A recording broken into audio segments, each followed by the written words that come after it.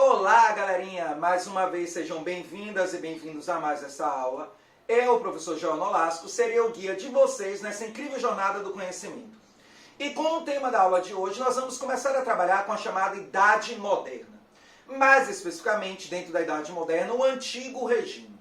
Lembre que a Idade Moderna é a terceira era da história da humanidade, a primeira antiga, a segunda medieval, a terceira, a moderna, e que a Idade Moderna vai estar ali sendo formulada entre os séculos XV e o final do século XVIII, e ela está dividida em duas grandes fases. A primeira, a constituição do Antigo Regime e seu apogeu, e a segunda, chamadas revoluções burguesas, as revoluções que vão fazer a transição do Antigo Regime para a forma de organização social burguesa, capitalista e industrial.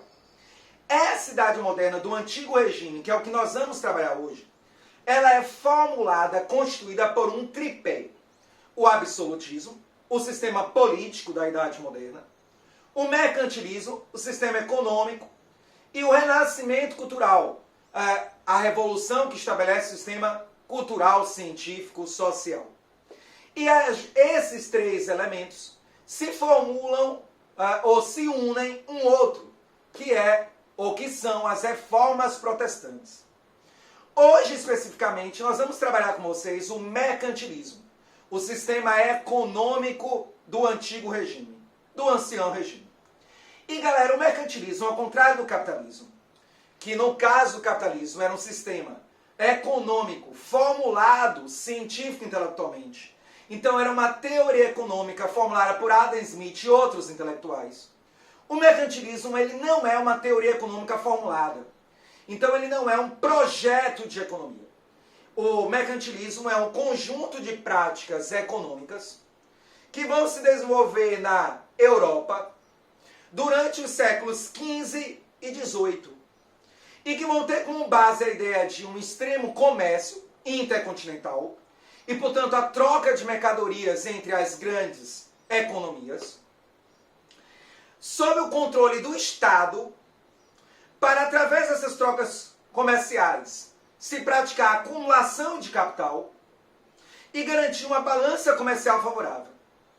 Em outras palavras, o mercantilismo é um sistema econômico que é um conjunto de práticas econômicas europeias que vão se expandir pelo resto do mundo entre os séculos XV e XVIII, controlado pelo Estado, com o objetivo de praticar enormes trocas comerciais intercontinentais para fazer a acumulação primitiva de capital e garantir uma balança comercial favorável. Entendido o que foi o mercantilismo, aí nós temos que agora entender que esse mercantilismo está intimamente ligado às monarquias absolutistas. Afinal de contas, se o mercantilismo é um sistema econômico controlado pelo Estado, e o Estado controla tudo da economia, é necessário existir um Estado forte, poderoso e centralizado que controle essa economia. E esse Estado forte, poderoso e centralizado dentro da Idade Moderna é o absolutismo. Esse mercantilismo não tem uma teoria universal. Ou seja, ele, apesar de ter características incomuns onde ele for praticado na Idade Moderna, ele vai ter características próprias em cada nação em que ele for praticado. E no final, o conceito de mercantilismo só foi postulado e suas características identificadas no século XIX, por alguns intelectuais, entre eles se destacando Karl Marx, que analisa o mercantilismo, chamando ele de capitalismo comercial ou pré-capitalismo, e dá a ele uma definição de uma ideia de uma fase de transição entre a Idade Média, o sistema de produção feudal e o sistema capitalista industrial. Quais são as grandes características do mercantilismo? A primeira grande característica do mercantilismo é um sistema econômico baseado em trocas comerciais. Trocas comerciais entre as nações e entre os continentes. Entre a Europa e a Ásia e a África, a América e a Europa e assim por diante. Segunda grande característica: um Estado forte intervencionista que controla absolutamente tudo na economia. Esse Estado forte intervencionista vai ditar todas as regras econômicas. Então existem aí, como terceira característica do mercantilismo, leis rígidas que regulam o comércio e a produção. Tudo isso com o objetivo de quê? De acumular capital, acumular riqueza. No caso do mercantilismo, especificamente através da acumulação de metais preciosos, o que nós chamamos de bulionismo ou metalismo. Então, o bulionismo ou metalismo é o objetivo do mercantilismo de acumular riqueza através do acúmulo de metais preciosos, ouro, prata e pedras preciosas. Para se fazer isso, é necessário se estabelecer uma balança comercial favorável, ou seja, se vender muito mais do que comprar. E para facilitar a venda e a diminuição da compra, o mercantilismo, através da intervenção do Estado, estabelece protecionismo alfandegário.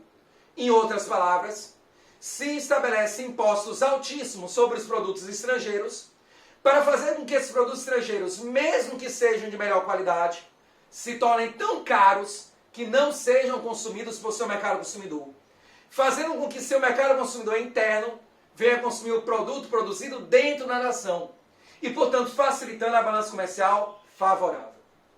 Ainda como característica do mercantilismo, vai aparecer aí a unificação e planificação do mercado dentro da nação. Então, dentro daquela nação deve existir uma única moeda, deve existir um único sistema de impostos, um único sistema de medidas, um único sistema de pesos que facilite as trocas. Você vai ver também no mercantilismo, em alguns lugares, emergindo um investimento no sistema manufatureiro. E aí tenha isso em mente. As nações mercantilistas que investiram nas manufaturas se desenvolveram e se transformaram as primeiras nações capitalistas industriais. Enquanto as nações mercantilistas que demoraram mais para investir no setor industrial acabaram ficando para trás, sendo ultrapassadas. Finalmente, galera, nós vamos ter aí como as últimas duas características do mercantilismo, a primeira delas, o monopólio de produtos e setores econômicos. Então, o ato do Estado de se dizer dono de certos produtos, ou do Estado definir que alguns produtos só poderiam ser comercializados por alguns grupos de burgueses, estabelecendo monopólio sobre produtos ou setores da economia. E, finalmente, o pacto colonial.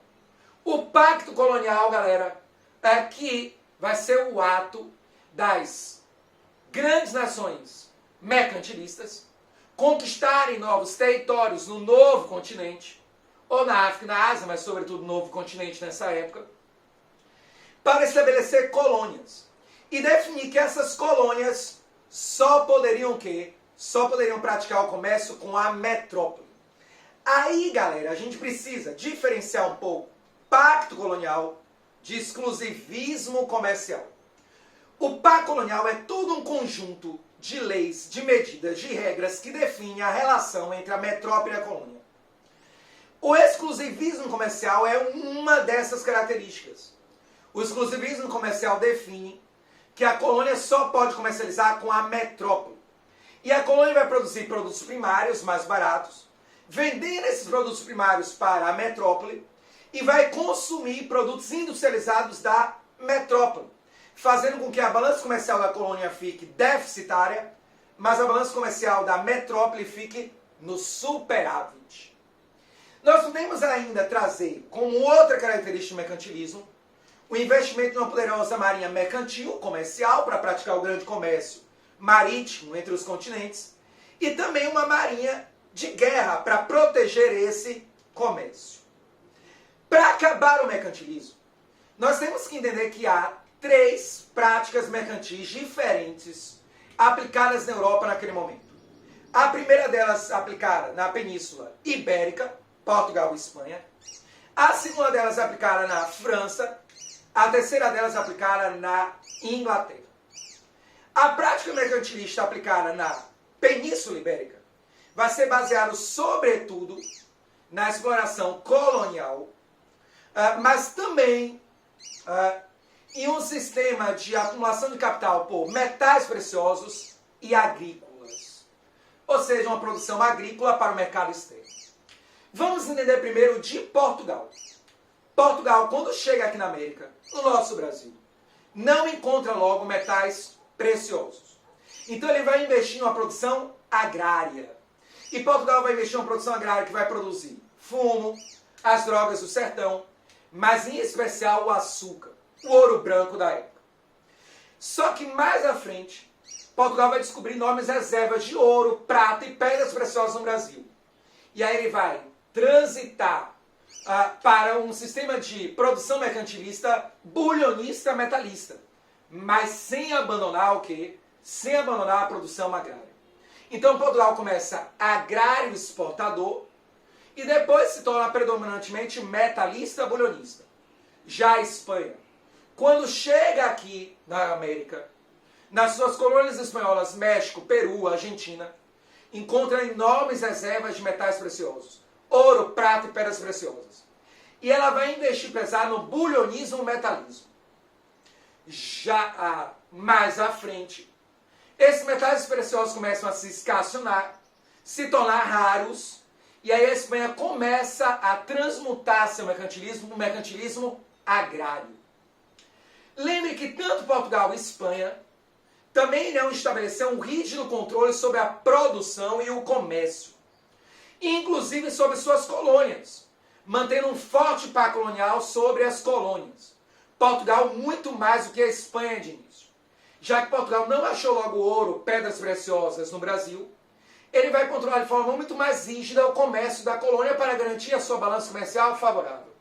Já a Espanha, apesar de oficialmente estabelecer esse pacto colonial exclusivismo comercial muito forte, ele vai, de início, controlar muito mais a área o quê? De produção aurífera, dando alguma liberdade indireta ao comércio das colônias. Quando o ouro começa a ficar mais escasso, raro, aí a Espanha vai aumentar a rigidez sobre todos os produtos coloniais. Isso é Portugal e Espanha, o mercantilismo na Península Ibérica. E o mercantilismo francês? Gente, a França saiu um século depois de Portugal no processo do absolutismo mercantilismo, da expansão marítima e comercial. Isso vai fazer com que, para a França, seja mais difícil ter acesso a colônias. E, portanto, a França vai iniciar um processo de mercantilismo baseado no cobertismo ou industrialismo. Através de uma teoria de seu ministro da época, Colbert, a França vai investir em uma industrialização na produção manufatureira de artigos de luxo. Então, a França vai investir na produção de veludo francês, o cristal Baccarat, a louça francesa, os móveis franceses, para vender para um mercado pequeno em quantidade, mas muito rico. E vai iniciar um processo de industrialização de artigos de luxo, que vai ser sua primeira mola propulsora comercial. Através da acumulação de capital feita através disso, a França então vai expandir-se colonialmente, começando a conquistar colônias na América e outros cantos do mundo, como a Louisiana, o Canadá, ilhas do Caribe, como Haiti. E aí ela vai se tornar também uma nação mercantil colonial baseada no pacto colonial. E finalmente ela vai praticar um grande comércio marítimo, inclusive praticando também a pirataria através da carta de Cossa. Ou seja, uma carta onde o rei da França dava o direito a comerciantes franceses de praticar comércio ilegal com as colônias das outras nações. Finalmente, galera, o último mercantilismo que nós iremos ver é o mercantilismo inglês. Mercantilismo inglês, galera, que também vai ser baseado na industrialização, na manufatura. Mas na manufatura de produtos o quê? De produtos de base. O ferro, o aço, o carvão. E também os equipamentos, os maquinários para a indústria. Você vai ver a Inglaterra praticando um forte protecionismo alfandegário para proteger a sua indústria da competição internacional. E também vindo a praticar os chamados atos de navegação. Os atos de navegação que foram estabelecidos por Oliver Cromwell, que definiam que o comércio dos produtos ingleses só poderiam ser praticados ou por navios ingleses, ou por comerciantes ingleses, ou por comerciantes estrangeiros que fossem sócios de comerciantes ingleses. Isso significava que todo produto produzido pela Inglaterra por suas colônias tinha o seu comércio feito pela Inglaterra os seus comerciantes, ou sócios dos seus comerciantes. E todos os produtos produzidos pelas outras nações, mas vendidos pela Inglaterra, ou para a Inglaterra, também tem que ser vendido para a Inglaterra por meio dos comerciantes ingleses, os sócios deles. O que automaticamente facilita a expansão marítimo-comercial inglesa e a acumulação de capital. Não podemos esquecer que a Inglaterra também vai praticar a pirataria. E essa mesma Inglaterra também vai estabelecer o chamado comercialismo, o controle do Estado sobre a economia, definindo com quem os seus comerciantes vão poder comercializar, proibindo inclusive os seus comerciantes vender ferro e carvão para a Holanda, para que essa Holanda não se torne o que, galera? Não se torne uma concorrente da Revolução Industrial Inglesa. No final, galera, esses mercantilismos, seja ele o português, o espanhol, o francês ou o inglês, ele vai produzir o que nós chamamos de acumulação primitiva de capital. A acumulação primitiva de capital é um conceito criado por Karl Marx no século XIX, que define o seguinte: todo capital acumulado pela prática comercial, ou pela exploração da mão de obra, ou pelo tráfico de escravos, durante a Idade Moderna, no período do mercantilismo, e que depois foi reutilizado para fazer a Revolução Industrial, é chamado de acumulação primitiva de capital. Perceba que essa acumulação de capital no processo mercantilista, para ser acumulação primitiva de capital, tem que ser utilizado na Revolução Industrial. Aqui, galerinha, nós acabamos a revisão, ou o resumo, de mercantilismo. Espero que vocês tenham entendido. Qualquer dúvida, coloca aí no chat que a gente responde. E, galera, muito obrigado pela audiência. Dá aí a curtida. Nos segue no canal para nos ajudar a fazer um trabalho cada vez melhor. Beijo no coração e até o nosso próximo encontro com absolutismo. Fui, galera!